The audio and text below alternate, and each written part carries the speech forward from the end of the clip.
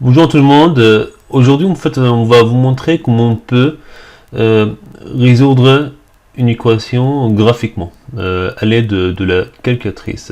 Déjà, en fait, imaginez qu'on a cette équation-là, un exemple x au carré, un exemple moins 1 égale, on va dire, x plus 4.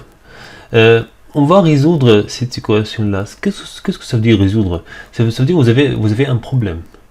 C'est quoi le problème? C'est que vous connaissez pas en fait les valeurs de x là, ou avec ces valeurs de x, on aura cette égalité-là. Donc il faut trouver les x qui valident cette égalité. Les x où on a ce côté-là égal à ce côté-là. C'est quoi l'idée? Imaginez en fait, je vais dire qu'un exemple, ce côté-là, je vais dire c'est l'image d'une fonction qui s'appelle f, et ce côté de gauche là, c'est l'image de la fonction, on va dire, on va l'appeler un exemple, pardon, on va l'appeler g, un exemple g2x. Ok. Donc on a une équation. Donc ce côté gauche là, j'ai supposé que c'est l'image de la fonction f, et le côté droite c'est l'image de la fonction g. Maintenant, c'est quoi l'idée? C'est qu'il faut trouver, il faut trouver en fait les x où on aura en fait des images égales. Donc si moi je trace les deux courbes représentatives des deux fonctions f et g là, un exemple, je vais dessiner sans être précis là, mais juste pour avoir l'idée là. Peut-être on a un truc comme ça là, et pour l'autre fonction g, peut-être on aura quelque chose, un exemple comme ça. Et là, en fait, la question c'est quels sont les x là où on a deux images égales. Ça veut dire quelles sont les valeurs de x où on a en fait f de x égale à g de x. Ben, comme ça, en fait, on aura en fait la solution de cette équation là. Si je trouve x où ce côté-là égale à ce côté-là, autrement dit, si je trouve une x où l'image g de x égale à l'image de f de x là, donc comme ça j'ai résolu le problème, j'ai résolu l'équation.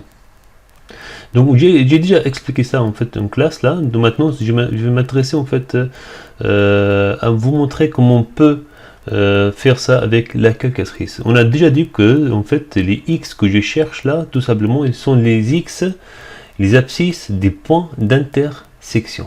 Donc comment on peut déterminer ces points d'intersection avec la calculatrice? Ok, donc on a dit la solution, c'est la première solution, c'est le premier x là, on va dire c'est x1, et c'est le deuxième quoi? Deuxième x. Vous voyez là, avec un exemple avec x2, qui est une solution de notre équation là, en fait on a l'image g de x égale l'image en fait f de x. Autrement dit, on a ce côté là égal à ce côté là. Ok, voilà, c'est ça en fait la résolution de l'équation. Il faut trouver x là où on aura ce côté là égal à ce côté là. Voilà. Maintenant, on va aller à la calculatrice. Donc, je vais commencer déjà en fait à vous montrer avec la calculatrice Graph 35. Après, je vais vous montrer avec la calculatrice Numwork. Je vais aller rapidement regarder la calculatrice que vous avez. En fait, déjà, en fait, vous êtes là dans le menu là. Donc, vous allez sur Graph. Pardon, sur Graph là. Donc, OK. Après, donc là, vous avez en fait plusieurs fonctions là. On peut ajouter plusieurs fonctions.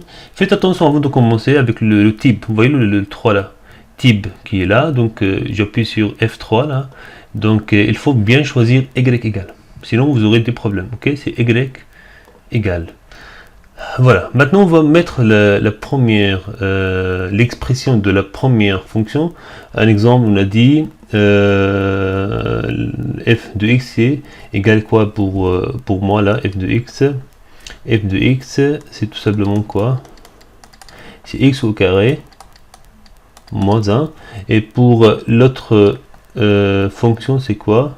G de x, c'est x plus quoi? X plus 4. Tout simplement, on va en fait mettre l'expression de la première fonction là et l'expression de la deuxième fonction. Comment on peut faire ça? Donc on est là avec YA, je vais mettre l'expression de la première fonction, c'était x au carré. Donc avec alpha, vous voyez les lettres là avec la couleur un peu rose là, donc je dois appuyer déjà sur alpha là, alpha après x, voilà, carré, voilà, vous suivez en fait le curseur là, donc carré, après on a dit quoi, plus c'était moins 1 peut-être, voilà, delete, moins 1, pardon, moins 1, pourquoi ça marche pas, moins 1, voilà, c'est bon. Après, ok. Maintenant, je vais mettre l'expression de la deuxième fonction, c'était x plus 4, donc alpha. Donc, avant de mettre la lettre, j'appuie sur alpha, parce que comme ça, vous voyez, il faut faire la correspondance entre les couleurs là. Donc, alpha x, après, plus 4. Donc, j'ai fini de saisir l'expression. Après, j'ai fait OK, exécute, voilà. Maintenant, je vais voir les deux courbes. Vous voyez, avec draw qui est là. Donc, je dois appuyer sur F6 là pour exécuter draw. Draw, ça veut dire tracer. Voilà. Vous avez les deux courbes. Vous voyez en fait, c'est la droite là, c'est tout simplement en fait c'est la courbe représentative de la fonction affine, hein, 4x plus 4. Et l'autre, ça, c'est l'autre fonction qui est x au carré moins 1. Ok, voilà. Donc vous voyez en fait, on a deux points d'intersection là. Comment on peut trouver en fait les x correspondantes là? Déjà avant de vous montrer en fait comment on peut trouver ces points d'intersection, en fait j'aimerais juste parler de la fenêtre que vous voyez là. La fenêtre que vous voyez là, et c'est pour x, vous voyez les axes, l'axe des abscisses là, donc c'est pour x minimum de, on va dire peut-être c'est moins 5 jusqu'à 5. Et là, pour y, c'est de moins 5 jusqu'à 10 là. En fait, on peut contrôler la fenêtre d'affichage. Hein. On peut juste montrer en fait une fenêtre où x minimum c'est de 0 jusqu'à je sais pas quoi, jusqu'à 5, pour y de 0 jusqu'à 10. Voilà. On peut afficher en fait juste une partie des courbes. Ok. Donc pour cela, vous voyez ici Windows là. Avant d'arriver à Windows, fenêtre, ça veut dire fenêtre là. Donc il faut appuyer déjà sur Shift. Donc Shift Windows. Vous voyez en fait la correspondance en couleur là, marron. Donc Shift Windows. Là, comme vous voyez ici, vous avez Xmin. Donc là, comme vous avez vu tout à l'heure, c'est de moins 5. X maximum c'est 5 là. Donc si je peux modifier, hein, je peux mettre de 0, un exemple là. Ok, donc jusqu'à 5. Après pour y pareil là, y minimum, je vais mettre, on va dire afficher pour moi en fait les courbes pour y minimum de 0, on va dire jusqu'à 10 là. Ok, après je reviens sur draw F6 là. Donc vous voyez là, donc on a affiché les deux courbes, mais juste en fait pour une autre fenêtre là, pour x qui vont en fait de 0 jusqu'à 5 là, et pour y qui vont de 0 jusqu'à 10 là. Donc on a en fait affiché une partie des deux courbes là. Donc vous voyez là, c'est ce que je vois, il y a juste un point d'intersection, mais réellement peut-être il y en a plus, hein, parce que ce que j'ai fait en fait, moi j'ai juste affiché une partie. Voilà, exit, donc Shift Windows, voilà. Donc je vais remettre x minimum de moins 5 là, de moins 5. Jusqu'à 5 maximum de x là. Pour y minimum je vais aller de, on va dire peut-être de moins 3, on va dire jusqu'à y maximum, on va dire 10 là. Ok, je reviens sur draw là pour afficher. Vous voyez là maintenant en fait on a affiché les deux courbes de façon un peu plus claire, parce qu'on a fait une autre fenêtre d'affichage. Maintenant on a pour x qui qui vont de moins 5 jusqu'à 5, et là pour y qui vont de moins 3 vers 10. Voilà, on voit maintenant on a deux points d'intersection, peut-être qu'il y en a d'autres, hein, si je refais une autre fenêtre là. Donc, comment je peux trouver ces points d'intersection?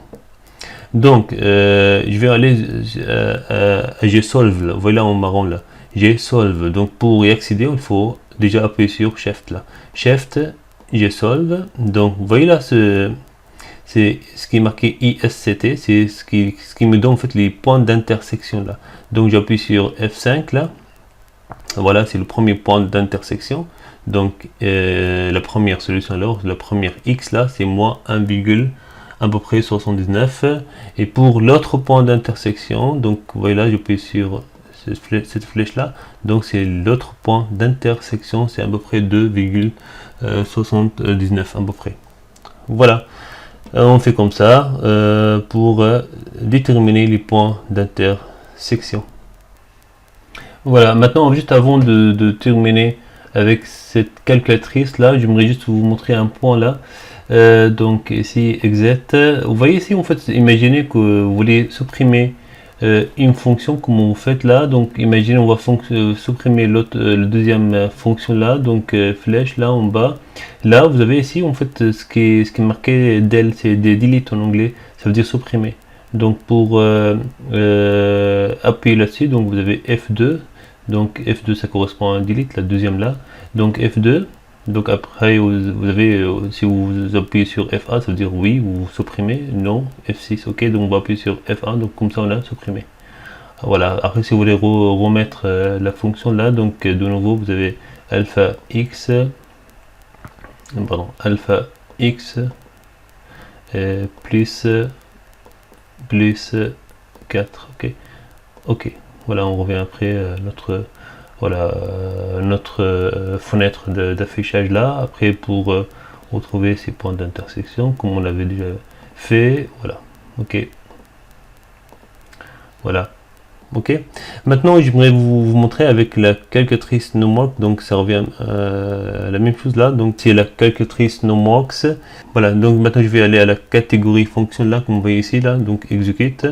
Là je vais ajouter un élément, donc je vais ajouter l'expression d'une fonction, donc ok, voilà, donc je vais aller à cette fonction là, f2x égale x, après je vais modifier, hein. Là donc qu'est-ce que je vais mettre là, donc peut-être je vais l'effacer un peu là, donc je vais mettre là x au carré, c'était la première fonction x au carré. Après c'était quoi, x au carré plus ou moins, peut-être c'était moins 1, voilà. Après ok, après je peux mettre une autre fonction là, donc je descends avec cette flèche là, donc ajouter un élément, donc l'autre c'était quoi, c'était x plus 4. Ok, donc voilà, on a fait deux fonctions là, f2x et g2x là. Maintenant on va tracer les deux courbes, comme vous voyez ici, vous avez ici tracé le graphique, ou à partir du graphique ici là, donc on va aller tracer le graphique là. Donc vous voyez ici en fait on a les deux courbes, mais là vous voyez là ici on a un problème d'affichage là, parce que on a une fenêtre qui nous montre pas tous les points d'intersection. Après on peut régler ça en fait avec le réglage automatique ici là. Donc je vais aller là à auto, là je peux dire là régler en fait l'affichage automatiquement là, donc il va nous montrer les deux courbes. Voilà, donc les deux points d'intersection, comment on peut les déterminer. Vous voyez ici, vous avez ici calcul. Parfois ça n'affiche pas le calcul, ça fait ici ok, donc vous appuyez sur ok.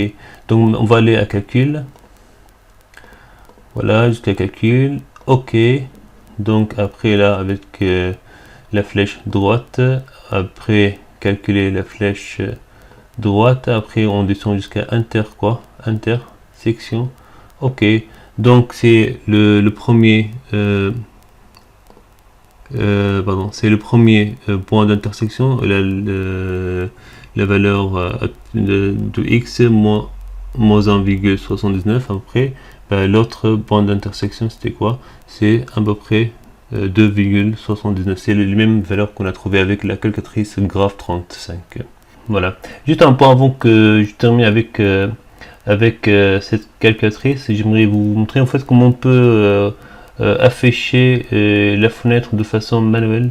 En fait, on va revenir là. Donc, vous avez ici axe. Donc, je vais aux axes ici là. Donc, ok. Après, vous voyez là, je peux modifier ici là les valeurs de x.